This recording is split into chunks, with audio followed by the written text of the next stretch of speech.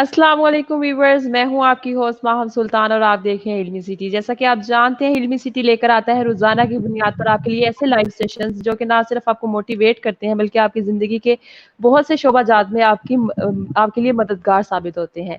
ये आप शोबाजात आपकी सेहत से रिलेटेड भी हो सकते हैं, आपकी एजुकेशन से रिलेटेड भी हो सकते हैं, आपके करियर के रिलेटेड भी हो सकते हैं, आपकी पर्सनैलिटी बिल्डिंग से रिलेटेड भी हो सकते हैं। आज हम जिस टॉपिक पे बात करने जा रहे हैं वो आपकी सेहत से रिलेटेड है, आपकी ज़हनी सेहत किस तरह से मुतासिर होती है उसके मुतालिक हम बात करेंगे। आज हम बात करने जा रहे हैं कि साइकेट्रिस्ट के पास एक है साइकेट्रिस्ट और एक है साइकोलॉजिस्ट। तो हम साइकेट्रिस्ट के पास कब जाते हैं या हमें कब जाना चाहिए, तो इसके लिए हमने अपने शो में दावत दी है डॉक्टर आफिया मलिक को, जो कि साइकेट्रिस्ट है, कंसल्टेंट है और साथ ही साथ एमबीबीएस डॉक्टर भी हैं, एफसीपीएस भी कर चुकी हैं। तो आइए हम इनसे बात करते हैं। अस्सलाम वालेकुम मैम, कैसी हैं आप? जी, वालेकुम अस्सलाम। मैं बिल्कुल ठीक हूँ। आप कैसी हैं? अल्हम्दुलिल्लाह मैं बिल्कुल ठीक हूँ। मैं अपने व्यूवर्स को बताती चलूँ कि मैम जिन्ना हॉस्पिटल के अलावा साइक इंटेलेक्ट इनका जो क्लिनिक है वहाँ पे होती हैं। अगर आपको किसी भी तरह की कंसल्टेंसी चाहिए होगी तो आप इनसे कॉन्टैक्ट कर सकते हैं। तो मैम हम बात करते हैं, हमारे टॉपिक की तरफ आते हैं। हम बात कर रहे हैं साइकियाट्रिस्ट की। तो लोग बहुत ज़्यादा इन दोनों चीज़ों को कन्फ्यूज़ कर देते हैं, साइकोलॉजिस्ट और साइकियाट्रिस्ट को। तो इनका ज़रा डिफरेंस बता दें कि किस तरह से लोग इसको डिफरेंशिएट कर सकते हैं? ओके। एक्चुअली माहम जो बात स्टार्ट होती है साइकाइट्री और साइकोलॉजी से, और इन दोनों के जो माहिरीन हैं उन्हें हम आगे से साइकाइट्रिस्ट और साइकोलॉजिस्ट कहते हैं। तो पहले तो हमें ये पता होना चाहिए कि साइकाइट्रिस्ट जो है या जो साइकाइट्री है वो क्या चीज़ है और साइकोलॉजी क्या है। साइकोलॉजी जो है, जो आपके ह्यूमन माइंड है या उसका जो आपका जो बिहेवियर है, उसकी हम स्टडी को जो है वो साइकोलॉजी बोलते हैं। अगर इसके अंदर आप इलनेसेस, जो हमारी मेंटल इलनेसेस हैं, उनको भी बीच में ले आए और उनसे जो रिलेटेड बिहेवियर है और उनसे जो आपके माइंड के जो प्रॉब्लम्स हैं उनको ले आए, तो वो साइकाइट्री बन जाती है। तो एक तो ये मेजर डिफरेंस आ गया। साथ में ये जो साइकाइट्रिस्ट होता है वो सर्टिफाइड स्किल्ड बंदा होता है, जो कि एमबीबीएस के बाद, डॉक्टर बनने के बाद अपनी 4 से 5 साल की ट्रेनिंग को कंप्लीट करके, एग्जाम्स को पास करके, और फिर उसके बाद साइकाइट्रिस्ट कहलाता है। इसके पास ये लीगल परमिशन है कि वो आपको मेडिकेशन दे सकता है रिगार्डिंग योर मेंटल हेल्थ या आपकी जो मेंटल इलनेस है उससे रिलेटेड। साइकोलॉजिस्ट जो है वो डिग्री होल्डर होता है फॉर ट्रेंड इन साइकोलॉजी। वो आपकी काउंसलिंग के साथ, बातों के साथ आपका इलाज कर सकता है। तो ये एक मेजर डिफरेंस है। मेजर डिफरेंस है। ठीक है, तो मैम अगर हम बात करते हैं साइकेट्री की और साइकेट्रिस्ट के बारे में बात करें, तो हमें मेजर कौन-सी ऐसी बीमारियाँ इसमें नज़र आती हैं या उनकी क्या वजूहात हो सकती हैं उन बीमारियों की, जो हम साइकेट्रिस्ट के पास जाते हैं कि हमें उनसे डील करवानी है? जी, जी। साइकियाट्री देखिए, जितना भी आपका ज़हनी जितने भी प्रॉब्लम्स हैं वो सब हमारी जो है वो शैडो में आते हैं। जैसे आप कह सकते हैं डिप्रेशन है, एंग्ज़ायटी है, स्किज़ोफ्रेनिया है, बाइपोलर डिसऑर्डर है, इवन एपिलेप्सी से जितने बिहेवियर्स जनरेट होते हैं वो हैं। अगर कोई जच्चा बच्चा के जो होती हैं, या गायनी के जो रिलेटेड प्रॉब्लम है, उनसे जो मेंटल इलनेसेस जनरेट होती हैं, वो सारी भी इसी अम्ब्रेला में आती हैं। बच्चों के अंदर कोई ऐसे अगर प्रॉब्लम्स हैं, बच्चों का बिहेवियर, उससे रिलेटेड इश्यूज, वो सब जो है वो इसमें आते हैं। ठीक है। साथ ही साथ जितने लोगों ने हमें जॉइन कर लिया, मैं उन सबको बताती चलूँ कि हमारे साथ मौजूद है डॉक्टर आफिया, जो कि एक साइकियाट्रिस्ट हैं। अगर आपका कोई भी क्वेश्चन है इस टॉपिक से रिलेटेड तो आप कमेंट्स में लीव कर सकते हैं। इंशाल्लाह प्रोग्राम के लास्ट में हम आपके क्वेश्चंस के आंसर करेंगे, तब तक हम डॉक्टर साहिबा से बात करते हैं। तो मैम जिस तरह आपने बात की साइकियाट्री की डिजीज़ेज़ की, कौन-कौन सी कॉमन डिजीज़ेज़ हैं जो हम लोग फेस करते हैं अपनी नॉर्मल लाइफ में? अच्छा, जैसे अब इसको मैं थोड़ा-सा रिलेट करूँगी आजकल के माहौल के साथ, कि जैसे आपको पता है कि आजकल हर तरफ स्ट्रेस का माहौल है, और कोरोना वायरस के की वबा के बाद जो है वो हर बंदा इस वक़्त परेशान है। तो बहुत सारी हमारी जो मेंटल इलनेसेस हैं वो उभर के सामने आ गई हैं। उनमें बिल्कुल। जो मोस्ट कॉमन है इस वक़्त वो डिप्रेशन है, इसके अलावा एंग्ज़ायटी डिसऑर्डर्स हैं, उसके अलावा क्लीनलीनेस से रिलेटेड जो कुछ डिसऑर्डर्स होते हैं, जिन्हें हम अपनी ज़ुबान में ऑब्सेसिव कंपल्सिव डिसऑर्डर कहते हैं या ओसीडी बोलते हैं। मुझे पता है कि आपके लिए बहुत मुश्किल है, थोड़ा-सा कॉम्प्लिकेट होता जा रहा है, लेकिन मैं आगे अपनी बात में इन सारे डिसऑर्डर्स को एक्सप्लेन करूँगी ताकि आपको अंदाज़ा हो जाए कि इनके अंदर होता क्या है। तो ये थोड़े कुछ कॉमन है। उसके अलावा फोबियाज हैं, पैनिक अटैक्स हैं, ये सब वो चीजें हैं जो कि टेंशन से क्रिएट होती हैं या स्ट्रेस से क्रिएट होती हैं, और ये सब हमारी आजकल बहुत कॉमन हो। ठीक है। तो जिस तरह आजकल हर दूसरे बंदे को कहते सुना है, मुझे एंग्जायटी हो गई, मुझे डिप्रेशन हो गया, मैं इससे डिप्रेशन से गुजर रहा हूँ। तो आपके ख्याल में डिप्रेशन क्या है? आप किस तरह से इसे डिफाइन करती हैं? अच्छा, माहम हम एक्चुअली डिप्रेशन, आपने बिल्कुल ठीक कहा कि हर दूसरा बंदा जो है वो इस डायग्नोसिस पे आ जाता है, लेकिन अगर मैं आपको बुकिश बात बताऊं तो इसका पूरा एक प्रॉपर क्राइटेरिया है कि हमने किस तरह से डिप्रेशन को डिफाइन करना है। इसका बुक्स में लिखा गया है, बताया गया है हमें। इसके अंदर जो है ना, दो मेजर आप कह लें जो सिम्टम्स हैं मेन जिनका होना जरूरी है, उसमें एक तो ये कि आपका कांस्टेंट लो मूड, जो कि 2 हफ्ते से ज्यादा पे मुश्तमिल होना चाहिए। उसके अलावा आपका लैक ऑफ प्लेयर उन तमाम एक्टिविटीज के अंदर जिनके अंदर आपको पहले जो है वो महसूस होता है, जिनमें आपको प्लेजर पहले से महसूस होता था, वो अगर आज नहीं महसूस हो रहा तो ये एक वन ऑफ द सिम्टम है। उसके अलावा इसके साथ एसोसिएटेड सिम्टम्स बहुत सारे हैं, जिनमें होपलेसनेस है, उदासी है, मायूसी है, रोना है, अपने अंदर एनर्जी ना महसूस करना, बहुत वीक महसूस करना, अपने अंदर जो है वो कॉम्प्लेक्सिटी, इंफीरियरिटी कॉम्प्लेक्स को महसूस करना, ये सब वो चीजें जो इसके साथ आती हैं। और जब डिप्रेशन बहुत ज्यादा हो जाता है, इसको हम डिवाइड करते हैं कैटेगरीज में, मेजर डिप्रेसिव डिसऑर्डर, माइल्ड और मॉडरेट में। अगर ये बहुत ज्यादा सवेयर होता है तो इसके साथ सुइसाइडल थॉट्स भी आती हैं, और खुदा न खास्ता इस तरह के लोग जो हैं वो सुइसाइडल अटेम्प्ट्स भी करते हैं। तो मैम जिस तरह आजकल कोरोना का दौर चल रहा है, लॉकडाउन चल रहा है, इस तरह की सिचुएशन में लोग बहुत परेशान भी हैं, घर में रहते हुए बहुत ज़्यादा चीज़ें सोचते हैं। तो कौन-सी ऐसी बीमारियाँ हैं जो जन्म ले रही हैं इन दिनों में? इस वक़्त जैसे मैंने आपको बताया कि ये डिप्रेशन के बारे में तो बात हुई कि किस तरह से ये चीज़ें आ रही हैं। इसके साथ एसोसिएटेड देखें, जब भी आपका रिएक्शन, स्ट्रेस आपको आती है, कोई परेशानी वग़ैरह आती है, तो आपका जो है वो रिएक्शन जो है वो किसी न किसी तरीके से या डिप्रेशन में चला जाता है, या फिर वो एंग्ज़ायटी की तरफ चला जाता है। इसको हम अपनी ज़ुबान में जनरलाइज़्ड एंग्ज़ायटी डिसऑर्डर बोलते हैं।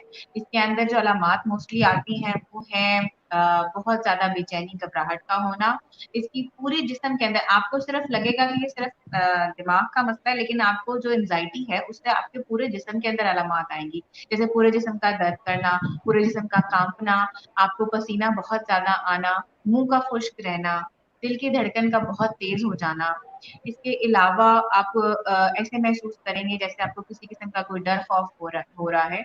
इसी तरह एंग्जाइटी के साथ कुछ फोबियाज एसोसिएटेड होते हैं, या अगर इसमें आपके दिल की धड़कन बहुत तेज हो जाए और कुछ खास मोमेंट्स के लिए आए, जैसे किसी 4 से 5 मिनट के लिए, तो हम उसे पैनिक अटैक भी कहते हैं।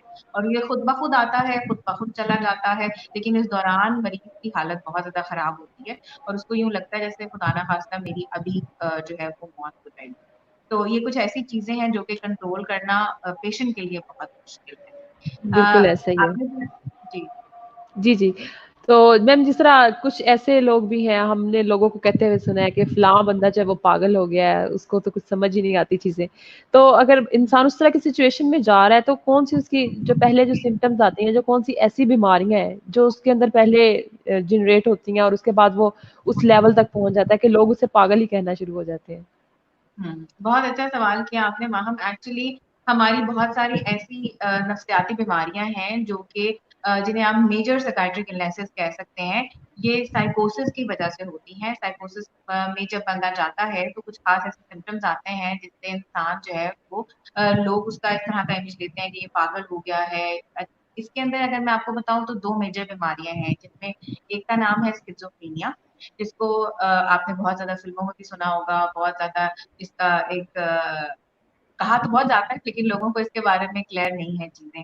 उसके अलावा बाइपोलर डिसऑर्डर होता है। पहले तो मैं स्किज़ोफ्रेनिया के बारे में बात करूँ। स्किज़ोफ्रेनिया जो है, इसके अंदर एक तो इंसान को बहुत ज्यादा शक व शुबा हो जाता है, आप दूसरों पे शक करने लगते हैं, आपको ऐसी आवाजें आना शुरू हो जाती हैं जो कि आमतौर पे लोगों को सुनाई नहीं देती, आपको खुद से आपके खुद तर ख्यालात होते हैं और खुद तर आवाजें होती हैं। उसके अलावा कुछ ऐसी हरकत आप करते हैं जो कि आम लोगों से बहुत मुख्तलिफ हो जाते हैं। आहिस्ता-आहिस्ता जब ये बीमारी शुरू होती है तो आप अपना काम-काज छोड़ देते हैं, आप लोगों से सोशली कट जाते हैं, और ये तमाम हरकत जो हैं वो, जिसे आपने कहा कि पागल का जो लफ्ज़ है उसको जन्म देती है। उसके अलावा मैंने बात की बाइपोलर डिसऑर्डर की, जैसे आप नाम से जाहिर है कि ये बाइपोल्स, इसके 2 पोल्स बनते हैं।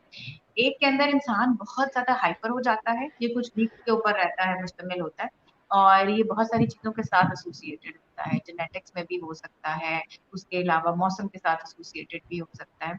तो इसके अंदर क्या होता है कि बहुत ज़्यादा तेज़ी आती है इंसान के अंदर, आप बहुत तेज़-तेज़ बातें करने लग जाते हैं, आपके ख़्यालात बहुत ऊपर चले जाते हैं, आपको यूँ लगता है कि आपके अंदर कोई ख़ास ताकत है, आप कोई ख़ास शख्सियत है या आपके ताल्लुकात कोई बड़ी-बड़ी शख्सियत के साथ। जब आप ऐसी बातें करते हैं तो लोगों को फिर से ये लगता है कि ये पागल हो गया है और ये सब चीज़ें जो हैं वो इंसान जानबूझ के नहीं कर रहा होता, ये आपके जो ज़हन के चेंजेज़ हैं उनकी वज़ह से होता है।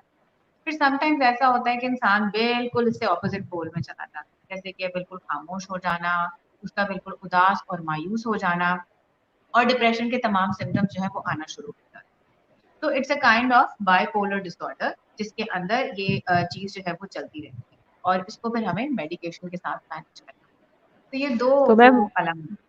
बिल्कुल। तो मैम फाइनली अब मैं आपको पूछ रही हूँ कि जिस तरह आपने बताई डिप्रेशन की अलामात बताई और भी आपने बताया कि इस तरह के अलामात हमारे जिस्म में भी होना शुरू हो जाती हैं, हमारी फिज़िकल एक्टिविटी भी जो है वो चेंज होने लग जाती है। तो हमें कब पता चलेगा कि हमें इस टाइम पे साइकियाट्री के पास जाना चाहिए? साइकियाट्रिस्ट के पास कब जाना चाहिए?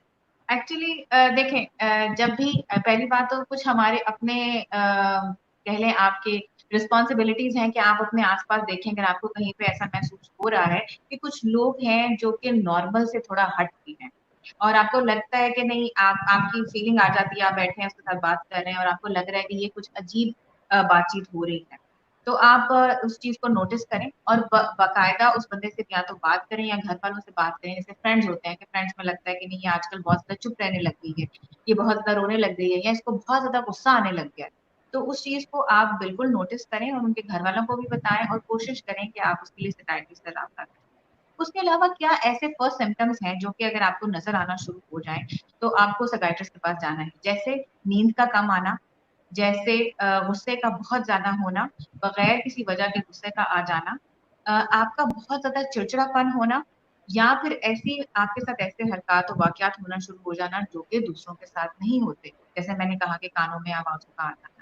आपको लगे कि आपके साथ वाले जो हैं, जो पहले बहुत सोशलाइज़ कर रहे थे, वो अब सोशल नहीं है। आपको ऐसा लगे कि उनकी ऑक्यूपेशन के अंदर या जो वो काम कर रहे हैं, उसके अंदर कोई प्रॉब्लम आ गई। आपको यूँ लगे कि आपके साथ वाला बंदा या आपने अपना ख़्याल रखना छोड़ दिया है, आपने अपनी केयर करनी छोड़ दी है, इसे हम अपनी ज़ुबान में सेल्फ नेग्लेक्ट बोलते हैं। अगर वो चीज़ आना शुरू हो गई है, तो आपको ये कुछ आपके अलार्मिंग साइन हैं, जिनके लिए आपको देखना चाहिए और डॉक्टर से या साइकियाट्रिस्ट से ज़रूर रुजू करना चाहिए। उसके अलावा अगर आपको लगे कि आप कंटिन्यू स्ट्रेस में हैं, आपकी कोपिंग स्ट्रैटेजीज़ खराब हो गई हैं, आप अपने स्ट्रेस से कॉप नहीं कर पा रहे, आपके गुस्से की अलामात बहुत शदीद हो गई हैं, जैसे चीज़ें तोड़ना, अपने आप को नुकसान पहुँचाना और अपने बिहेवियर को कंट्रोल ना कर पाना, लोगों से दूर हो जाना, लड़ाइयाँ-झगड़ों का ज़्यादा हो जाना, तो ज़रूर राब्ता करें, साइकियाट्रिस्ट से मिलें और उससे डिस्कस करें कि मेरे इन प्रॉब्लम्स का हल आपने मुझे बताया। जी। मैम अब हम जाएँगे व्यूअर्स के क्वेश्चंस की तरफ क्योंकि व्यूअर्स बहुत ज़्यादा क्वेश्चनिंग कर रहे हैं। तो सबसे पहला क्वेश्चन है सिद्रा बतूल का। वो बता रही हैं अपनी छोटी सिस्टर के बारे में कह रही हैं कि उनका 50 केजी वेट है और 10 साल की उनकी एज है। लेकिन 2-3 दिन से उनको ऐसे ख़्याल आ रहे हैं कि उसने मर जाना है। तो इन्होंने काफ़ी काउंसलिंग करने की उनकी कोशिश की है, तो वो कह रही हैं कि वो ठीक नहीं हो पा रही और इन्होंने बहुत सारी मेडिसिन्स के नाम लिखे हुए हैं। क्या मैं उन्हें ये वाली मेडिसिन्स दे सकती हूँ? उसमें मेडिसिन है वोक्सामाइन है और प्रोलेक्सा है और बहुत सारी मेडिसिन लिखी है, तो आप इन्हें सजेस्ट कर दें कि इन्हें क्या करना चाहिए? Okay, okay first of all तो ये देखें एक तो बच्ची है और 50 केजी वेट आपने बताया, तो बच्चे जो हैं this is a very sensitive topic. पहली बात तो ये कि मैं आपको एडवाइस करूँगी कि अपनी बेसिस के ऊपर उसको कुछ भी ऐसी चीज़ें जो है वो ना खिलाएँ, मेडिकेशन जो कि आपने साइकियाट्रिस्ट से पूछा ना हो और आप उसको दे दें। सेकंडली ये कि बच्चों के अंदर जब भी डिप्रेशन आता है या एंग्ज़ायटी आता है, तो वो टिपिकल सिम्पटम्स के साथ नहीं आता। उसके अंदर जो है वो चिड़चिड़ापन होता है उनके अंदर, वो बात नहीं मानते, वो आपसे जो है वो गलत तरीके से रिएक्ट करते हैं और वो कभी भी अपने मुँह से आपको ये नहीं कहेंगे कि मैं डिप्रेस्ड हूँ या मैं सैड हूँ या मेरा कुछ भी करने को दिल नहीं करता। आपको उनका बिहेवियर जो है वो नोटिस करना पड़ेगा। अगर वो ये बात बोल रही हैं, आपकी बहन है, इसका मतलब ये है कि वो काफी पहले से इस चीज में इन्वॉल्व है, या कोई ऐसा इवेंट हुआ है पहले, तो आपको ये देखना पड़ेगा कि कोई ऐसा कोई स्ट्रेस का माहौल था या घर के अंदर कोई ऐसी प्रॉब्लम चल रही थी जिससे वो बच्ची कॉप नहीं करती। दूसरा इम्पोर्टेंट बात यह है कि अगर वो स्कूल जाती हैं तो आपको ये भी देखना है कि उनकी एनवायरनमेंट में तो ऐसा कुछ नहीं था जो उनको तंग कर रहा है या बॉदर कर रहा है। आपको हर लिहाज से उसके सारे सर्कमस्टांसेस को चेक करना है। तो सबसे पहली बात तो बेहतर तो ये है कि आप साइकियाट्रिस्ट को मिलें और उनसे मेडिसिन प्रिस्क्राइब करवाएं, और यही इसका बेहतरीन हल है। बाकी काउंसलिंग के लिए आप साइकोलॉजिस्ट को मिल सकते हैं, लेकिन अगर आप कहती हैं कि काउंसलिंग से ये मसला हल नहीं हो रहा, तो जब भी डिप्रेशन या एंजाइटी बहुत ज्यादा लेवल पे हो तो फिर हमें मेडिकेशन से ट्रीट करना पड़ता है। तो आप ठीक है फौरन से पहले साइकियाट्रिस्ट को मिलें। जी। नेक्स्ट क्वेश्चन है हमारे पास, वो कह रहे हैं how can a psychiatrist help us. उनका नाम पता नहीं क्या है, लेकिन हम इसके बारे में बहुत ज़्यादा बात कर चुके हैं पूरे प्रोग्राम में। आप जब अपलोड होगा उसको भी ज़रूर चेक कीजिएगा। बाकी हम मैम से एक समराइज्ड किस्म का आंसर भी ले लेते हैं इसका। जी, एक्चुअली मैंने जैसे बताया कि मैं जितनी भी मेंटल इलनेसेस हैं उनको डील करती हूँ, जिनके मैंने आपको नाम भी बताया। मेरा एक्सपीरियंस तकरीबन 10 साल का है, और मैं 10 साल से ये सारी जो बीमारियां हैं उसमें जितने मुब्तला लोग हैं उनको मिलती रही हूँ और उनको देखती रही हूँ। तो हम दो तरीकों से हेल्प करते हैं, कुछ हम मेडिकेशन के साथ हेल्प करते हैं, कुछ हम काउंसलिंग के साथ हेल्प करते हैं। जब आप आके मिलते हैं हम आपकी डिटेल एवेलुएशन करते हैं, असेसमेंट करते हैं, और फिर जो चीज आपको सूट करती है, मेडिकेशन और काउंसलिंग, उन दोनों से इसका हल जो है वो निकालते हैं। ठीक है। फलक शेख है पूछना कि अगर इंसान को कोई फोबिया हो किसी भी चीज़ का, लेकिन एक्चुअली वो प्रॉब्लम उसके साथ ना हो, तो वो क्या करना चाहिए? देखिए, बड़ा ही जर्नलाइज्ड क्वेश्चन आपने पूछा कि अगर फोबिया हो किसी भी चीज का। फोबियाज बहुत सारे हो सकते हैं, किसी भी किस्म का डर जो है वो आ सकता है। क्लॉस्ट्रोफोबिया हो सकता है, बंद जगहों का हो सकता है, पब्लिक प्लेसेस पे जाने का हो सकता है, लिफ्ट पे चढ़ने का हो सकता है। ये सारी जो है ये आपके एंजाइटी स्पेक्ट्रम डिसऑर्डर्स में आता है। जितने भी एंजाइटी के अंदर डिसऑर्डर्स आते हैं उनके साथ फोबियाज भी अटैच।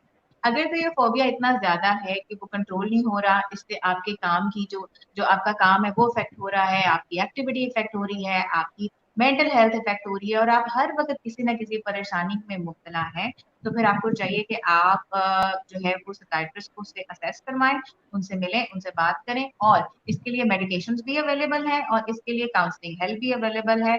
आप उन दोनों से जो है वो इसका मुकाबला कर सकते जी। रज़ा उमर मलिक है, वो पूछ रहे हैं कि how to forget bad memories of past. हैं। ओके, देखिए, मेमोरीज जो है ना, अब जब भी आप ब्रेन की बात करते हैं तो मैं आपको यही बताऊंगी कि हमारी जो मेमोरीज हैं वो दो तीन कैटेगरीज में जो है वो रहती हैं। मेमोरीज आपकी हमेशा वो आपको याद रहेंगी जो कि जिन पे आप बहुत ज्यादा फोकस करेंगे। इसका मतलब यह है कि हमारा फोकस जो है वो हमारी जिंदगी के जो फेलियर्स हैं उनके ऊपर है।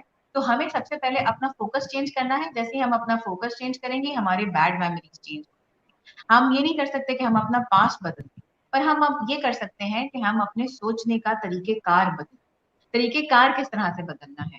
आपको जब भी आपको कोई बैड मेमोरी आती है, मैं इसको थॉट से लेती हूँ, थॉट से रिलेट करती हूँ, ठीक है? अगर हमें किसी किस्म की कोई बुरी सोच आ रही है, जैसे आप आजकल के हालात में ले लें, आपको कोरोना से रिलेटेड सोच आती है कि जी ये मुझे तो कोरोना हो जाएगा, बहुत सारे लोगों को हो रहा है, और आप इससे डर जाते हैं और आपकी वो एक नेगेटिव थॉट्स की एक चेन चलना शुरू हो जाती है। उसी वक्त आपने ये सोचना है अपने जहन में, इंटेंशनली ये सोचना है कि इसका पॉजिटिव थॉट क्या होगा, मतलब इसका पॉजिटिव पहलू क्या होगा। वो इस तरह से होगा कि देखें, आप ये सोचेंगे कि मैं तो कोरोना के लिए हर किस्म की जो एहतियाती तदाबीर है वो कर रहा हूँ। क्या मैं मास्क लगा के बाहर जाता हूँ? जी बिल्कुल मैं जाता हूँ। चाहता अच्छा, हूँ। क्या मैं लोगों से 1 मीटर दूर रहता हूँ? जी मैं बिल्कुल रहता हूँ। अच्छा, मैं घर आके साबुन से हाथ धोता हूँ, मैं हैंड सैनिटाइजर का इस्तेमाल करता हूँ। तो इसका हल क्या है? जब आप ये सब चीजें लिखेंगे तो आप देखेंगे कि इसका कंक्लूजन ये निकलेगा कि इसमें this is very less likely, बहुत ही कम चांसेस हैं कि मुझे ये बीमारी हो। अब क्या हुआ कि जो आपकी नेगेटिव थॉट थी वो पॉजिटिव थॉट में change. This is one of the way कि आप अपनी बैड मेमोरीज को इस तरह से अपनी पॉजिटिव थॉट्स में कन्वर्ट कर सकते हैं। इसके अलावा भी अगर आप ना कर पाए तो ये एक सिम्टम है हमारे बहुत सारे मेंटल इलनेसेस का, जिसके अंदर हमारे जहन के अंदर नेगेटिविटी रिटेन करती है और हमें अपने पास फेलियर जो है वो याद आते हैं। तो फिर भी मैं आपको यही कहूंगी कि अगर आप ना कंट्रोल कर पाए तो साइकियाट्रिस्ट को मिलिए और उनसे डिस्कस। जी। हयातुल्लाह वो कह रहे हैं कि मेरे एक दोस्त हैं, हर वक्त परेशान भी रहते हैं और उसकी वजह से शायद उनकी याददाश्त भी कमज़ोर हो गई है, तो उन्हें क्या करना चाहिए? जी, परेशानी अगर हर वक़्त होती है, बगैर किसी वजह के होती है, तो इसके साथ और भी बहुत सारे सिम्पटम्स होंगे, इसे हम एंग्ज़ायटी में लेते हैं। तो ये हमें देखना पड़ेगा कि और क्या-क्या चीज़ें हैं, क्या उनको जो है वो शिवरिंग भी होती है, क्या उनको पसीना भी आता है, क्या उनको पेट के अंदर भी कोई प्रॉब्लम्स होती हैं। इस एंग्ज़ायटी के साथ जैसे मैंने कहा ना जिस्म का हर हिस्सा इन्वॉल्व है, तो इवन आपको पेट के सिम्पटम्स भी आ सकते हैं, कब्ज़ हो सकती है, डायरिया हो सकता है। इसके अलावा याददाश्त का जैसे आप प्रॉब्लम कह रहे हैं, ये एक आप कह लें कि एटिपिकल सिम्पटम है एंग्जायटी या डिप्रेशन का, जिसके अंदर हमें ये महसूस होता है कि हम क्योंकि फोकस नहीं कर पा रहे होते, तो हमें अपनी मेमोरीज जो है वो जल्दी भूल जाती हैं, अपनी जो याददाश्त आप कह लें या जो थॉट्स हैं वो जल्दी भूल जाती हैं। तो इसमें उनको पहले तो ये चाहिए कि वो प्रॉपर तरीके से जो है वो असेस करवा लें और अगर मेडिकेशन की ज़रूरत है तो वो इस्तेमाल। जी।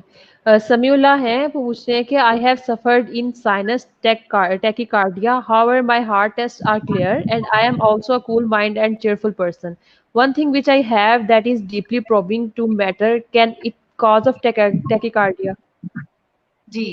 अच्छा, टैकीकार्डिया जो है ना समीउल्लाह साहब, ये बहुत सारी, ये भी एक ऐसा ही सिम्पटम है जैसे मैं आपसे कहूँ कि एक बंदा मुझे ये कह दे कि मुझे गुस्सा आता है। अब मुझे उसको आगे से देखना पड़ेगा कि गुस्सा किस-किस वजह से आता है। इसी तरह से टैकीकार्डिया जो है वो बिल्कुल एक सिम्पटम है एंग्ज़ायटी का, पैनिक अटैक्स का, उसके अलावा इवन डिप्रेशन। तो ये जब आपको परेशानी, अगर आप जैसे कह रहे हैं कि मैं कूल माइंडेड हूँ, ज़रूरी नहीं है कि जो प्रॉब्लम आपको ज़हनी तौर पे हो रही है, वो आपके सामने उसी तरीके से आए जैसे कि हम एक बुकिश पिक्चर दे रहे हैं, जैसे मैं आपको बता रही हूँ। बहुत सारे एटिपिकल सिम्पटम्स जो हैं वो होते हैं। अगर नॉर्मली साइनस टैकीकार्डिया एक तरीके से नॉर्मल ही कंसिडर किया जाता है और अगर आपको लगता है कि आप प्रॉब चीज़ों को ज़्यादा कर रहे हैं, तो ये भी एक इंसान की मैं बताऊँगी यहाँ पे जो हमारी पर्सनैलिटी ट्रेट्स होते हैं, जैसे हर बंदे की अपनी-अपनी पर्सनैलिटी है। इनको अगर हम देखें तो हमने 3 बड़े क्लस्टर्स में डिवाइड किया। कई लोग जो हैं वो बहुत ज़्यादा उनके अंदर मूड स्विंग्स होते हैं। कई लोगों के अंदर एक आदत होती है हर चीज़ को परफेक्शनिज़्म तक लेके जाना और ज़्यादा वही लोग चीज़ों को प्रॉप करते हैं जैसे कि आपने बताया कि आप प्रॉप करते हैं जो कि ज़्यादा परफेक्शनिस्ट होते हैं। सो अभी मैं बता रही थी आपको परफेक्शनिज़्म से रिलेटेड। तो आप परफेक्ट हैं और आप चाहते हैं कि चीज़ों को ज़्यादा अच्छे से देखें, इसलिए आपके अंदर सेंसिटिविटी भी ज़्यादा है। और जब वो सेंसिटिविटी आगे आती है तो आपका हार्ट रेट भी बढ़ जाता है। अगर आपको कोई कार्डियक मसला नहीं है, तो मेरा मशवरा आपको यही होगा कि आप साइकियाट्रिस्ट को मिल लें। जी। फुरकान अब्बास हैं, वो पूछ रहे हैं कि मैम मेरे दिमाग पर बोझ सा पड़ता है जब वो स्टडी करते हैं, स्पेशली जब वो झुक के इस तरह से करते हैं, तो कह रहे हैं कि आगे वाले हिस्से पे माथे पे जो है वो बोझ पड़ता है। तो ये क्या प्रॉब्लम हो सकती है? जी, दोबारा बताइएगा क्वेश्चन, सॉरी मैं मिस कर दी। वो कह रहे हैं कि जब मैं स्टडी करता हूँ, यानी कि पढ़ता हूँ, कोई भी बुक पढ़ता हूँ, तो ये फेस जिस तरह हम लोग नीचे कहते हैं, वो कह रहे हैं माथे पे बोझ पड़ता है। तो उसकी क्या जी, जी। रीज़न हो सकती है? अच्छा, जैसे मैंने बताया ना आपको कि हमारी हर हर बॉडी जो है वो डिफरेंट है और हर बॉडी का जो रिएक्शन है स्ट्रेस की तरफ वो डिफरेंट है। अब वो पढ़ने के लिए बैठते हैं, ऑब्वियसली उन्हें इस चीज़ का स्ट्रेस भी होता होगा कि मैं पढ़ने लगा हूँ या उन्होंने कोई टारगेट सेट किए होंगे, तो वो भी होता होगा। तो उनको एक तो पहली बात ये चाहिए कि देखें आप अपना पोस्चर अच्छा रखें, आप ये कोशिश ना करें कि आप बहुत ज़्यादा बोझ जो है वो उसका लें, अपनी नेक जो है उसको स्ट्रेट रखें, बिकॉज़ अगर हमारी पोस्चरिंग ठीक नहीं होगी तो हमें बैक एक का प्रॉब्लम हो सकता है, नेक का प्रॉब्लम हो सकता है। सेकेंडली हमें एक खास डिस्टेंस से पढ़ना है। जब भी आपको पढ़ना है तो it must be away from 6 centimetre से ज़्यादा होना चाहिए। तो वो भी आप चीज़ देखें क्योंकि उससे भी आपके आईज़ के ऊपर स्ट्रेस आ सकता है और उससे हेडेक भी हो सकता है। तो अगर ऐसा कुछ है तो आप अपनी आईसाइट भी चेक कराइए और अगर ये सब चीज़ें नहीं हैं, तो फिर आप ज़रूर साइकियाट्रिस्ट को कंसल्ट करके और इसका जो है वो देखिए कि इसमें क्या प्रॉब्लम्स आ रहे हैं। जी। ज़ीशान शानिया ये पूछ रहे हैं कि ब्रेन को फ्रेश किस तरह से रख सकते हैं हम? ब्रेन को फ्रेश कैसे रखते हैं? Okay, good question. एक्चुअली अब इसमें मैं आपको बताऊंगी कि आपने ओवरऑल अपने आप को कैसे फ्रेश रखना है। जिंदगी जो है ना, हमें हर चीज जो है वो एक अल्लाह ताला ने या नेचर ने हमें एक तरीके से दी है। जैसे दिन के वक्त दिन आता है, रात के वक्त रात होती है, तो हमें हर चीज को अपने सेगमेंट्स में डिवाइड करना है। जितने ज्यादा आप प्रोग्राम्ड होंगे, जितने ज्यादा आप ऑर्गेनाइज्ड होंगे, आप खुद उतने ही फ्रेश होंगे और उतना ही आपका ब्रेन भी फ्रेश एक्ट करेगा। पहली बात मैं स्टार्ट करूंगी नींद। नींद आपकी कम से कम 7 to 8 आवर्स की होनी चाहिए, जो कि हर बंदे की होती है। अगर ना भी हो पाए, जैसे कई लोग स्टडी करते हैं, स्टूडेंट्स हैं, तो 6 to 7 आवर्स की आपकी नींद होनी चाहिए। उसके अलावा आपको सोना उस वक़्त है जिस वक़्त अल्लाह ने रात बना दी, उस टाइम सोइए, क्योंकि आपका सर्केडियन रिदम या बॉडी का एक रिदम बन गया है कि उसने 12 घंटे जो है वो तभी एक्टिव हो सकेगी जब आप उसे थोड़ा-सा रेस्ट देंगे। अब आपने रात में नींद पूरी कर ली, उसके बाद सुबह उठें, सुबह उठ के जो है वो आप हाफ एन आवर वॉक करें। जैसे ही आप वॉक करते हैं, कोई फिजिकल एक्टिविटी करते हैं और हमारी बॉडी के अंदर कुछ ऐसी मादे हैं जो रिलीज होते हैं जिन्हें हम एंडोर्फिन्स कहते हैं। ये जो है वो आप समझ लें एक टॉनिक है जो कि आपके ब्रेन को, आपकी बॉडी को फ्रेश करता है। तो एक्सरसाइज और physical activity is most important. उसके बाद आप जो खाना खाते हैं या आपने जो नाश्ता किया है उसके अंदर आपको हेल्दी फूड लेना है। अवॉइड करें जंक फूड्स को और अपनी इम्यूनिटी बूस्ट करने के लिए वो चीजें इस्तेमाल करें जो कि आपकी कुव्वत मुदाफियत को बढ़ाएं। फ्रूट्स ले सकते हैं आप, ऐसी चीजें ले सकते हैं जिनके अंदर विटामिन ए, सी और डी की जो अमाउंट है वो ज्यादा हो। उसके अलावा आपको क्या करना है, आपको पूरे दिन में तकरीबन 2 घंटे अपने आप के लिए निकालना। उन 2 घंटों में वो काम करें जो कि आपको अच्छा लगता है, आपको पसंद है या आपकी कोई हॉबी है। ये आपके माइंड को भी फ्रेश रखेगा, आपको भी एक बूस्ट देगा। उसके अलावा जैसे आपने अगर आप कारोबार करते हैं तो उसका कुछ टाइम आपका जो है वो फिक्स्ड होना चाहिए। पढ़ाई कर रहे हैं तो उसका टाइम एक फिक्स्ड होना चाहिए। उसके अलावा अपने फैमिली रिलेशनशिप्स या जो आपके इर्द गिर्द के लोग हैं उसके लिए आपका टाइम फिक्स होना चाहिए। सो अपने आप को स्ट्रक्चर्ड करें, ऑर्गेनाइज करें। दिस इज द वे कि आप अपना ब्रेन फ्रेश रखें। फ्रेश सकते। रजा उमर मलिक है, वो पूछ रहे हैं कि मैं एक मेच्योर इंसान किस तरह से बन सकता हूँ? रजा उमर, ये क्वेश्चन जो है ना इसके अंदर तो मैं, अगर आप मुझे कहें तो मैं घंटा भी बोल सकती हूँ कि ये डिपेंड करता है आपकी अपनी परसीव आप इस चीज को कैसे करते हैं।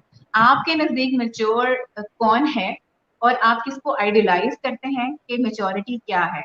जब आप मुझे ये डिफाइन करके बताएंगे तो फिर उसके बाद मैं आपको बता सकती हूँ कि ये कैसे होगा। हाँ, एक चीज और है, जब भी आप लोगों को आइडियलाइज करते हैं या किसी भी फिगर को प्रोमिनेंट अपने जहन में रखते हैं तो ये जरूर देखें कि उसके सिनेरियोज क्या है या उनके सर्कमस्टांसेस क्या है। हम ये नहीं कर सकते कि हम कह दें कि जी हम एक कोई बहुत बड़ी, जैसे हम कहें कि जी हमें प्रेसिडेंट ऑफ पाकिस्तान बनना है, हमें अपने रिसोर्सेज देखने हैं, हमें अपनी कैपेबिलिटीज देखनी है। तो आपके नजदीक मेच्योर होना, मेच्योरिटी की डेफिनेशन क्या है, वो अगर आप मुझसे डिस्कस करेंगे देन मैं आई कैन टेल यू कि हमें मेच्योर कैसे बनना है। जी। इम्तियाज अहमद है, वो पूछ रहे हैं कि जिनमें ईगो हो या माफ ना कर सके किसी को, क्या उन्हें भी साइकेट्रिस्ट के पास जाना चाहिए?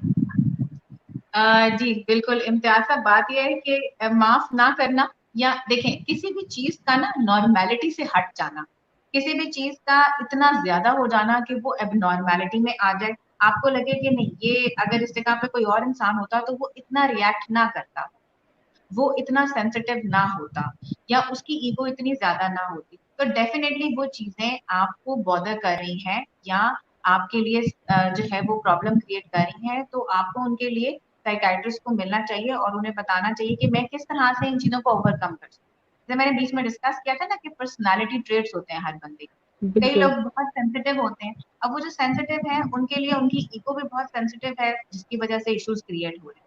तो हमें उस चीज को एड्रेस करना है और साइकियाट्रिस्ट कैन डू दैट। जी। मैम, हमारे पास सिद्रा बतूल है, इन्होंने आगे हमसे क्वेश्चन पूछा था कि इनकी 10 साल की बहन है, उसका 50 केजी वेट है। वो कह रही कि जो मैंने मेडिसिन पूछी उनमें से किसी एक मेडिसिन का बता दे जो उन्हें मैं दूं। और मेडिसिन के नाम ये लिखे हुए हैं: राइज 20 mg, ग्लेक्सी 20 mg या वोक्सामाइंड 50 mg हाफ।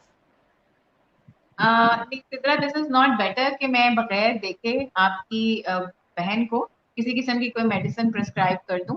तो बेहतर तो ये होगा कि आप उनको डिटेल में पहले एक दफा असेस करवा लें और फिर मैं उन्हें कोई भी मेडिसिन जो है वो बताऊं। बिकॉज इन मेडिसिन से मैं ये तो नहीं कहूंगी कि इनके साइड इफेक्ट्स जो हैं वो बहुत कोई लीथल हैं। इनके भी ऐसी साइड इफेक्ट्स हैं जिस तरह बाकी जो आप फिजिशियंस की दवाइयां देते हैं या जो और दवाइयां देते हैं उनसे होते हैं।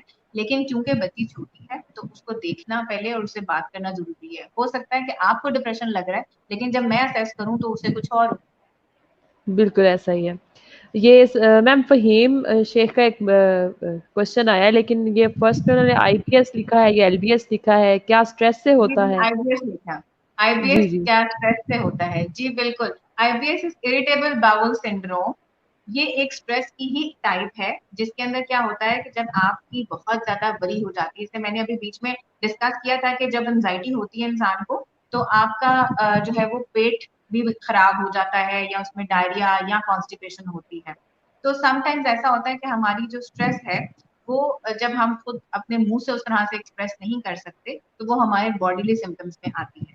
इरिटेबल बाउल सिंड्रोम जो है वो भी एग्जैक्टली एक अपनी स्ट्रेस को एक्सप्रेस करने का एक तरीके का है और इसका ट्रीटमेंट भी साइकियाट्री। अगर आप आईबीएस के लिए ट्रीटमेंट ले रहे हैं तो वेल एंड गुड, अगर नहीं ले रहे तो जरूर साइकियाट्रिस्ट के पास जाएं और मिलें because it is directly related to stress. Akhtar Ali हैं, वो कह रहे हैं कि ड्यूरिंग कोविड-19 वो घर से जब से काम कर रहे हैं तो वो बहुत ज़्यादा अग्रेसिव हो गए हैं। तो वो किस तरह से खुद को चेंज कर सकते हैं और इसके साथ कोप अप कर सकते हैं? जी, जैसे मैंने डिस्कस किया था अभी पहले भी कि हमें हर चीज़ को ऑर्गेनाइज़्ड रखना है, सेगमेंट्स में या फ्रेगमेंट्स में डिवाइड करना है। शायद मुझे ये लगता है कि जैसे जब से ये कोविड आया है, हमारी ज़िंदगी के अंदर इंटेंस चेंजेस आए हैं और ये जो वेरिएशन थी ना, जो हमारा ह्यूमन ब्रेन है, ये एक स्टेप्स के अंदर अगर आप इसके अंदर वेरिएशन लेकर आए या तब्दीलियाँ लेकर आए, तो वो उसे एक्सेप्ट करता है। अब हमारे साथ हुआ ये कि एकदम से कोविड आ गया, हमें प्रिकॉशंस लेनी पड़ गई, सब जो लोग काम कर रहे थे उन्हें घरों में बैठना पड़ गया और बहुत सारे मसाइल जनरेट हो गए। और जब ये बहुत सारे मसाइल इकट्ठे हो गए तो ऑलरेडी पहले भी हमारी लाइफ के स्ट्रेसेस चल रहे थे और उन सबको मिला के हम उससे कॉप नहीं कर सकते। अब हमें करना क्या है कि हमें चीजों को उनके साथ उनकी फ्रेगमेंटेशन करनी है। पहली बात, जो आपका स्ट्रेस का प्रॉब्लम जो पहले आपकी लाइफ में चल रहे थे उनको एक जगह अलहदा रखें। कोरोना से रिलेटेड जो मसाइल हो रहे हैं उनको अलहदा रखें। और thirdly most important thing is your individuality, आपका अपना, आप खुद जो है वो कहाँ पे स्टैंड करते हैं। अगर आपको लगता है घर से काम करना आपके लिए मुश्किल है तो डेफिनेटली आप अपने आप को ये पैगाम दे सकते हैं कि ये बहुत सारे लोगों के लिए मुश्किल है। अगर मैं घर से काम कर रहा हूँ तो और बहुत सारे लोग हैं, जो कई टीचर्स हैं जो ऑनलाइन क्लासेस ले रहे हैं, उनके लिए कितना मुश्किल है कि जो कि पहले जिन्होंने कभी कंप्यूटर ही नहीं यूज किया वो आज बैठ के ऑनलाइन टीचिंग कर रहे हैं। सो ये आपके लिए, ये ऐसा नहीं है कि आप अकेले हैं, एक तो ये आपको बहुत ज्यादा सपोर्ट करेगा। सेकेंडली, जैसे मैंने आपको टाइम टेबल बताया कि आपको अपनी चीजों को ऑर्गेनाइज करना है, उस तरह से करें। घर में रहते हुए कोई ना कोई फिजिकल एक्टिविटी जरूर रखें और आइसोलेशन नहीं होनी चाहिए। आप जो है वो हमें कहा गया है सोशल डिस्टेंसिंग से नहीं कहा गया, हमें जो है वो फिजिकल डिस्टेंसिंग से मना, मतलब कहा गया कि फिजिकल डिस्टेंस रखना है आप। तो आप लोगों से बातचीत करें, अपने फ्रेंड से बातचीत करें, घर वालों के साथ अच्छा जो है वो माहौल क्रिएट करें। और क्या आपने इस कोविड की पॉजिटिविटी देखी है कि इसके अंदर हमारी जिंदगी में पॉजिटिव क्या हुआ? नहीं, हम लोगों ने कभी भी इस तरह से नहीं सोचा। क्या आपने ये सोचा कि आपके रिलेशनशिप कितने बेहतर हो गए? आपने कभी अपने, शायद कोई बहुत सारे लोग हैं जो कहते हैं कि हम कभी अपने माँ बाप को टाइम नहीं दे सके, आज हम उनके साथ बैठे हुए हैं। जो वर्किंग मदर्स हैं या वर्किंग, जो ऑब्वियसली फादर्स तो वर्किंग ही होते हैं, तो ये जो जो लोग हैं वो किस तरह से अपने बच्चों को टाइम दे रहे हैं? क्या आपने अपने बच्चों से पूछा कि वो अपनी जिंदगी में कितने खुश हैं कि हमें माँ बाप घर पे मिलते हैं? तो इसकी जो पॉजिटिविटी है, रिलेशनशिप की जो बॉन्डिंग है, जो स्ट्रांगनेस है, उसको महसूस करें और इन सब चीजों को, अपनी नेगेटिव थॉट्स को पॉजिटिव में चेंज करें। और अगर ये भी ना जी, कर पाए तो फिर जरूर साइकियाट्रिस्ट से मिलें सो दैट वो आपको हेल्प। जी।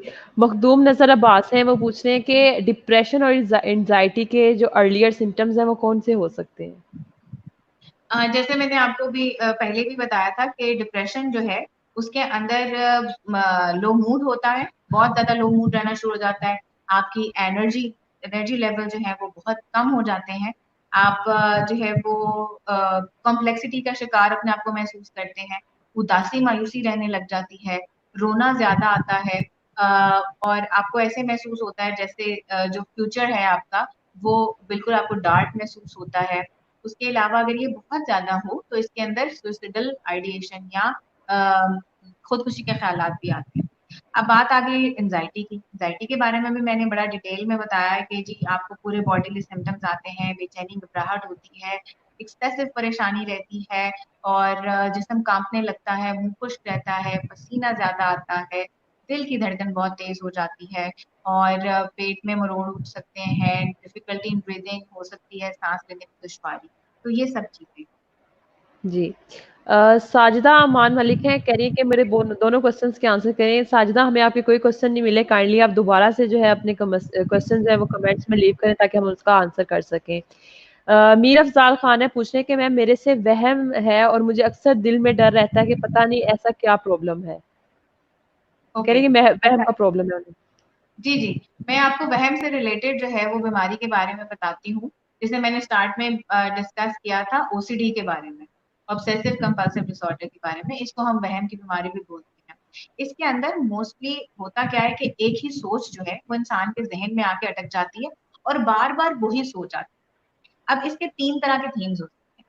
या तो कई लोग होते हैं जिनको ये जो डर्ट के बारे में सोच आ सकती है, जैसे गंदगी के बारे में सोच आ सकती है, पाकी नापाकी के बारे में सोच आ सकती है। कई लोग होते हैं जिनको और तरह के वहम हो जाते हैं, जिनके जहन में, कई लोगों के जहन में जिनसी ख्यालात आने लग जाते हैं। कई लोगों के जहन के अंदर जो है वो इस मजहब के खिलाफ ख्यालात आने लग जाते हैं, और ये इतने स्ट्रांग होते हैं कि इंसान के रोकने से भी नहीं रुकते।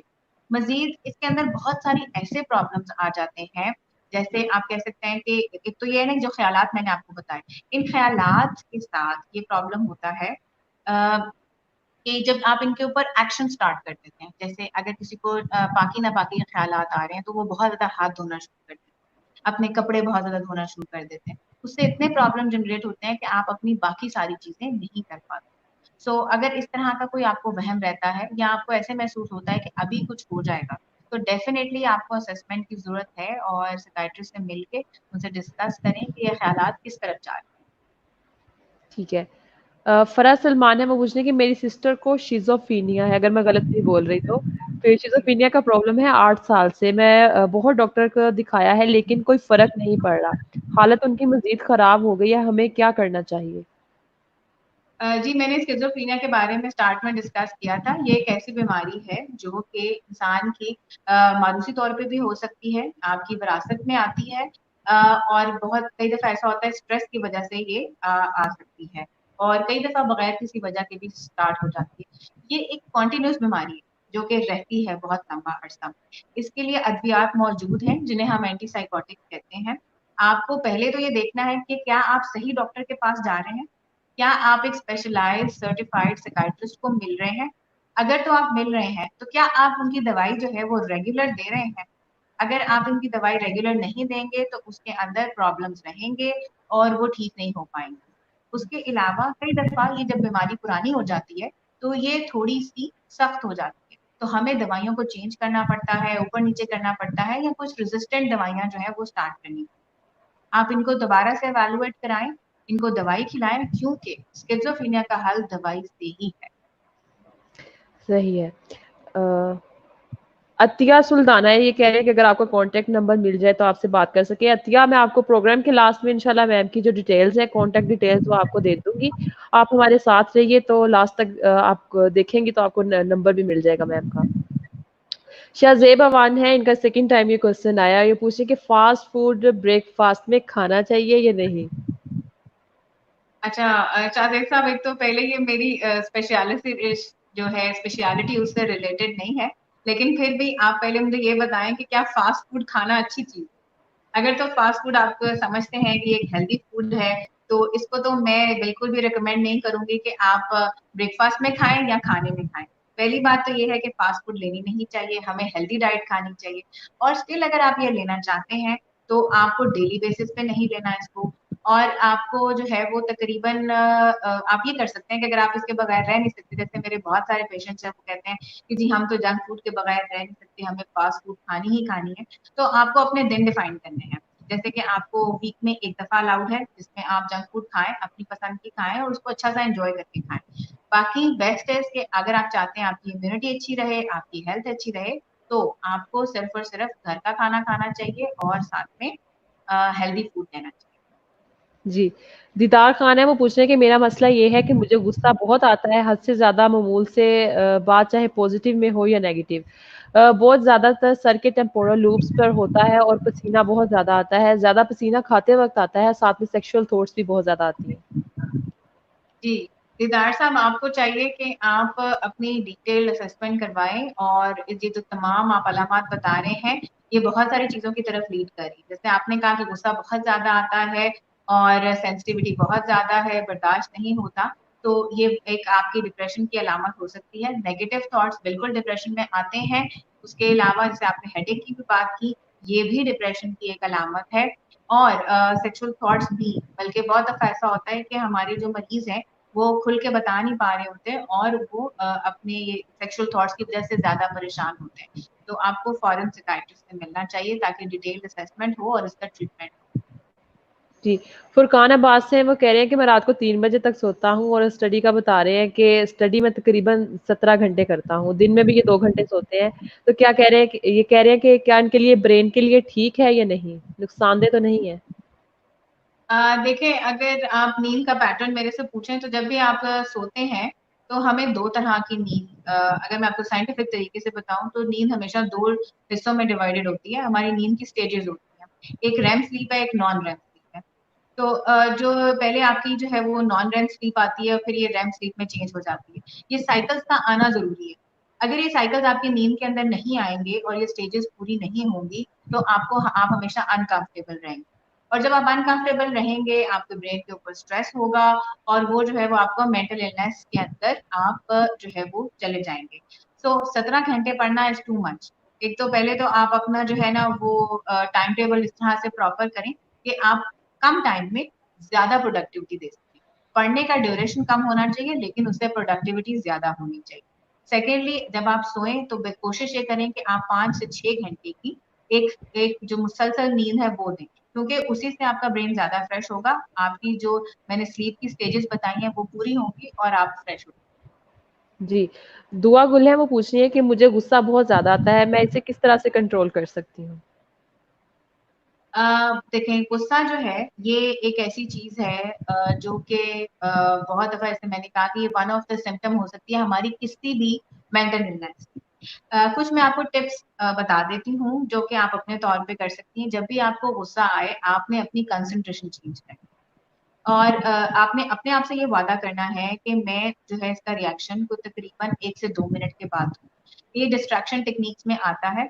जब भी आपको कोई ऐसी बात पता चले जिसमें आपको का रिएक्शन गुस्से वाला है, तो आपने चुप हो जाना है 1 से 2 मिनट के लिए। उस वक़्त कोशिश उस ये मैं चुप होने को क्यों कह रही हूँ? क्योंकि आपका जब भी गुस्सा इंसान ज़्यादा करता है, आपका अनकॉन्शियस रिएक्शन है। और जैसे आप डिले लेंगे तो आपका जो कॉन्शियस है वो ऊपर आ जाएगा और उससे आप अच्छा रिस्पॉन्स कर सकेंगे। गुस्से का इज़हार भी कर देंगे लेकिन आप उसके अंदर वो इतना इंटेंस नहीं होगा कि दूसरों के लिए परेशानी का बायस बने। दूसरा आप क्या कर सकती हैं, आप डिस्ट्रैक्शन करें, आप वहाँ से उठ के चली जाएँ, आप पानी का ग्लास लें, आप किसी चीज़ का वेट कर लें, कोई ऐसा काम कर लें जो आपको अच्छा लगता है, जैसे कोई पेंटिंग वगैरह स्टार्ट कर दें, टीवी देखना शुरू कर दें, अपना ध्यान बाँट दें। और जब आप दोबारा से आपका गुस्सा कम हो जाए, फिर उस बात पे सोचें और फिर उसके बाद उस बंदे से दोबारा बात करें कि ये आपने ठीक नहीं किया। अगर आप इसको ऐसे कर लेते, तो मुझे ज़्यादा अच्छा महसूस होता। So this is one of the way और फिर भी अगर कंट्रोल ना हो तो फिर साइकियाट्रिस्ट से रब्ता जी। रज़ा उमर मलिक ये पूछ रहे हैं कि शकी इंसान को भी साइकियाट्रिस्ट के पास जाना चाहिए? देखिए मैंने बिल्कुल आपसे कहा कि जो स्किज़ोफ्रेनिया है या जो ऐसी हमारी मेजर मेंटल इलनेसेस है, उनके अंदर शक जो है वो एक बड़ी मेजर सिम्पटम है। अगर तो शक वाक़ई ही में एक शक की हैसियत से आता है कि जिसमें कोई किसी किस्म की सच्चाई नहीं है और फिर भी जो है वो एक इंसान आप पे शक कर रहा है, तो डेफ़िनिटली उसके लिए जाना चाहिए। लेकिन कई लोगों की डेफ़िनिशन शक की फ़र्क अगर वो ये कहते हैं जी किसी ऐसी बात जो कि उनके सेंसिटिविटी उसके लिए ज़्यादा है, तो उसको भी हम एज़ अ शक ले लेते हैं। तो ये डिफाइन करना तो वही कर सकता है जो कि आपको डिटेल में असेस करे और फिर आपको बताए कि ये शक किस तरफ आपको लेके जा रहा है। जी। सज्जाद खान है कह रहे हैं कि can I contact for counselling to reduce stress और एड्रेस बिल्कुल सज्जाद आप मैम से जो है कांटेक्ट कर सकते हैं इंशाल्लाह प्रोग्राम के लास्ट में मैं आपको मैम का कांटेक्ट नंबर दे दूंगी तो आप इनसे कांटेक्ट कर लीजिएगा। हुमा ज़ीशान का क्वेश्चन है वो पूछने के मैं साइकियाट्रिस्ट के पास जाती हूँ तकरीबन 2 साल से। मुझे हर वक़्त मौत का ख़्याल आते हैं और खौफ आता है कि मेडिसिन भी खा रही हूँ मगर फ़ायदा नहीं है। मेरी पर्सनल लाइफ़ बहुत डिस्टर्ब हो रही है। अब मुझे बाइपोलर हो गया है और आईबीएस भी है। हार्ट बीट के लिए एंड्रियाल खाती हूँ, नींद भी नहीं आती। तो क्या हेल्प हो सकती है इनकी? जी, हुमा आपने बड़ा डिटेल से बताया है। एक्चुअली अब अच्छी बात है कि आप साइकियाट्रिस्ट के पास जा रही हैं, दवाई भी खा रही हैं। तो मुझे अब ये अंदाज़ा नहीं है कि वो किस किस्म की मेडिसिन्स आपको दे रहे हैं और आपके अलामात किस हद तक ठीक हुए हैं, किस हद तक नहीं। समटाइम्स ऐसा होता है कि जब एक दवाई का ट्रायल पूरा हो जाता है, जैसे हम 4 टू 6 वीक्स में एक दवाई जो है उसको ट्राई करते हैं। अगर तो उससे इफेक्ट नहीं होता तो हमें उसके साथ या तो कोई दूसरी ऐड करनी पड़ती है या उसको चेंज करना पड़ता है। तो ये अब आपके साइकियाट्रिस्ट को देखना पड़ेगा कि उन्हें क्या इस दवाई को चेंज करना है। आपको मैं ये कहूंगी कि आप बिल्कुल दवाइयां ना छोड़ें, आप जाएं और साइकियाट्रिस्ट से डिस्कस करें कि मुझे ये प्रॉब्लम हो रहा है और मैं अभी तक ठीक नहीं हूँ और मुझे इसका हल चाहिए। उसके अलावा आपने कहा कि एच पाइलोराई का मसला हो रहा है, अगर वो आ गया है रिपोर्ट में तो उसकी भी मेडिकेशन आप ले सकती हैं, फिजिशियन से राब्ता कर सकती हैं। इंडोरॉल लेती हैं, ये बिल्कुल दिल की धड़कन तेज होने की वजह से लेनी पड़ती है या नींद के प्रॉब्लम्स के साथ लेनी पड़ती है। दवाइयाँ मुझे लग रहा है आपकी बहुत ज्यादा हैं और आपको एक कंपाइल्ड जो प्रेस्क्रिप्शन है उसकी जरूरत है। तो बेहतर तो ये है कि आप डिटेल असेसमेंट करें, देन आई कैन। जी, ये ज़ाहिद जान है इनका नाम, वो पूछ रहे हैं कि मेरे हाथों-पाँव में पसीना आता है, ये फिज़िकल की प्रॉब्लम है, तो अगर आप इसे इसके बारे में कुछ गाइड कर सकती हैं तो ज़रूर बताइएगा। जी, पसीने का ज़्यादा आना ये कुछ हद तक तो हमारा जेनेटिक भी होता है। अगर आपके जेनेटिक मेकअप में या विरासत में ये चीज़ है तो ये आपको तंग कर सकती है। समटाइम्स ये हमारी जीन्स में होता है कि और उसके नतीजे में ऐसा हो रहा होता है। और बहुत ज़्यादा जब इंसान एंग्ज़ियस होते हैं, जो लोग ज़्यादा एंग्ज़ायटी प्रोन होते हैं, उनके अंदर भी पसीने की शिकायत ज़्यादा होती है। सो अगर आपको इसके अलावा भी कोई सिम्पटम्स महसूस होते हैं, जैसे परेशान ज़्यादा हो जाना, घबराहट का हो जाना, तो आपको चाहिए कि आप एंग्ज़ायटी का ट्रीटमेंट लें। ठीक है। इम्तियाज़ अहमद वो पूछ रहे हैं कि क्या साइकियाट्रिस्ट मरीज़ की मर्ज़ी के बगैर रवैये में तब्दीली ला सकता है? बिल्कुल देखें, होता क्या है, जैसे मैंने आपको बताया स्किज़ोफ्रेनिया के जो मरीज़ होते हैं या बाइपोलर के जो पेशेंट होते हैं, उनके अंदर ये सलाहियत खत्म हो जाती है कि वो अपने आप को बीमार, जैसे अब आप एक एक बंदा मुझे बताता है कि जी मुझे डिप्रेशन हो गया है, मुझे बेचैनी घबराहट हो रही है। लेकिन इस तरह के जो मरीज़ हैं वो आपको नहीं बताते, बल्कि वो आपको ये कहते हैं कि हम बिल्कुल ठीक हैं। और लेकिन हम लोग उसके बिहेवियर से असेस करते हैं, उसकी आदत से असेस करते हैं, उसकी हरकतों से असेस। तो डेफिनेटली वो बिल्कुल जिनकी मर्जी ना भी हो उनको ट्रीट कर सकते हैं, लेकिन फैमिली की मर्जी से ऑब्वियसली। जी। अ, मोहम्मद इकराम पूछ रहे हैं कि मेरी वाइफ़ नफ़्सियाती मरीज़ हैं, वो गुस्सा बहुत ज़्यादा करती हैं और हाथों में पसीना भी बहुत आता है। मेडिसिन भी बहुत ली है, 6 मंथ तक लेती रही हैं, फिर बीमार हो जाती हैं। अच्छा, अब मैं इसमें अगेन यही आपको कहूंगी कि जब तक उनकी डिटेल असेसमेंट नहीं होती, उनका जो आपने सिम्टम्स बताए वो डेफिनेटली डिप्रेशन या एंजाइटी से रिलेटेड है। अब उन्होंने दवाई क्या खाई, क्या वो प्रॉपर डोज में थी या नहीं थी, क्या आप उसमें गैप्स करते थे, या वो उनको सूट नहीं की और उनको किसी चेंज दवाई की जरूरत थी, ये सब चीजें देखनी पड़ेंगी और फिर उनके इलाज की तरफ जो है वो जाना पड़ेगा। डेफिनेटली साइकियाट्रिस्ट को दिखाएं और उनका इलाज प्रॉपरली कराएं, वरना ये आपके लिए बहुत प्रॉब्लमैटिक है। जी। मैम मैं जल्दी से लास्ट 2 क्वेश्चंस ऐड करूँगी क्योंकि हमारे पास टाइम बहुत कम है। सनम चौधरी हैं, वो पूछ रही हैं कि which is best remedy for sleep? Thoughts are mostly teasing me and don't sleep even full night. जो नींद है ये भी मैंने कहा कि इसका नींद का खराब हो जाना एक हमारी एटिपिकल सिम्टम है जो कि डिप्रेशन में या एंजाइटी में आ जाती है। अगर तो नींद का प्रॉब्लम हो रहा है, पहले तो आप उन्हें फिजिकल तरीके से या जो मैं आपको टिप्स बता रही हूँ उनसे हैंडल करने की कोशिश करें, और अगर ना हो तो फिर उसके बाद आपको साइकियाट्रिस्ट को मिलना होगा। टिप्स मैं आपको बता देती हूँ। पहली बात तो ये कि आप कोशिश ये करें कि आप जहाँ पे सोते हैं वो आपका कंफर्टेबल रूम हो, आपकी लाइटिंग जो है वो आपके मुताबिक हो, जैसे कई लोग बहुत ज्यादा लाइट में नहीं सो पाते, तो डिम लाइट हो। रात के टाइम या रात से सोने से 4 4 घंटे पहले आप किसी भी किस्म का स्टिमुलेंट ड्रिंक, जैसे कोला ड्रिंक्स होते हैं, चाय होती है, इस तरह की कोई चीज इस्तेमाल ना करें। उसके अलावा आप कुछ ऐसी दवाइयाँ होती हैं जो कि इंसान को वेकिंग पोजीशन में रखती हैं, अगर आप कोई ऐसी मेडिसिन इस्तेमाल कर रहे हैं तो उनको दिन में इस्तेमाल करें।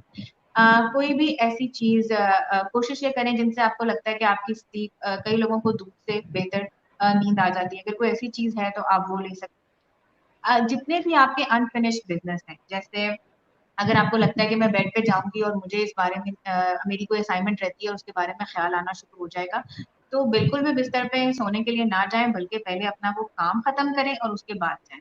और अपने आप जी। से ये वादा कर लें कि मैंने जब बेड पे जाना है तो मैंने उस वक्त अपनी कोई भी थॉट्स नहीं सोचनी, अगर सोचें आ रही हैं तो उठ जाएं, पहले 5 मिनट अपने आप को दें और फिर वापस आके लेट जाएं। मैम हमारे पास टाइम बहुत कम है, टाइम का बिल्कुल भी पता नहीं चला। हमारी ऑडियंस की तरफ से भी बहुत सारे क्वेश्चंस रह गए हैं, तो वो हम उनसे माज़रत ख़्वाह हैं कि हम आपके क्वेश्चंस के आंसर नहीं कर सकें। लास्ट में अगर कोई आप मैसेज देना चाहें तो हमें जल्दी से दीजिए, ताकि हम अपनी ऑडियंस को आपका जो कॉन्टैक्ट नंबर है वो दें और फिर इनसे इजाज़त लें। मैं सिर्फ यही कहना चाहूंगी, इस सेशन का अवेयरनेस का सिर्फ एक ही मकसद है कि इसको जो साइकाइट्रिक मॉर्बिडिटीज हैं या जो इलनेसेस हैं, इनको स्टिग्मा मत बनाएं।